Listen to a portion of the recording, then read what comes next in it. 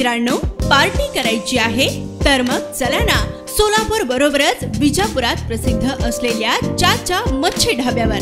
चाचा मच्छी ढाबा, विजापूर रोड, टाकळी, सोलापूर। संपर्क 9765 066 495।